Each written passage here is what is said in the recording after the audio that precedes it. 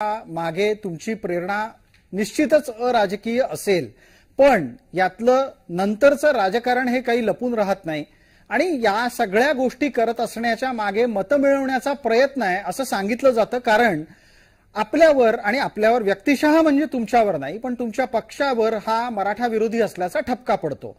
तो पुसून काढण्यासाठी शिवप्रताप वापरला जातोय असा जेव्हा आक्षेप येतो तेव्हा त्याला सुधीर भाऊ काय उत्तर देतात?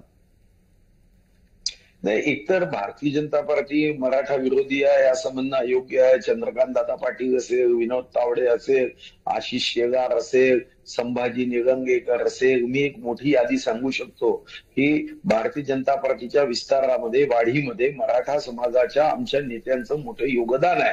आणि म्हणून मला वाटतं की हा आरोप तथ्यहीन आहे, तर्कहीन आहे. आता छत्रपती शिवाजी महाराजांचा राज्याभिषेक हा काही आपण तर ठरवला नाही. राज्याभिषेक हा 350 वर्ष हे काही भारतीय जनता पार्टीने ठरवलं का की हे वर्ष हे याच वर्षी यावं? आता 350 वर्ष हे निवडणुकीच्या थोडस अगोदर आलं तर त्याला आमचा दोष आहे का?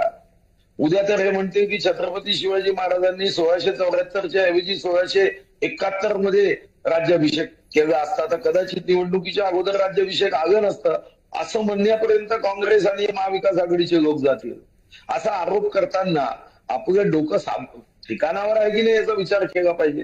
पहिल्यांदा तर 350 वर्षच नाही याच्यावरच वाद केला आणि आता 350 वर्ष हे निवडणुकीच्या 1 वर्ष अगोदर आलं त्याला काय आमचा दोष आहे का?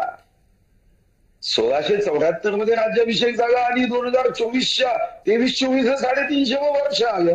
याच्यात निवडणुकीचा काय संबंध हो?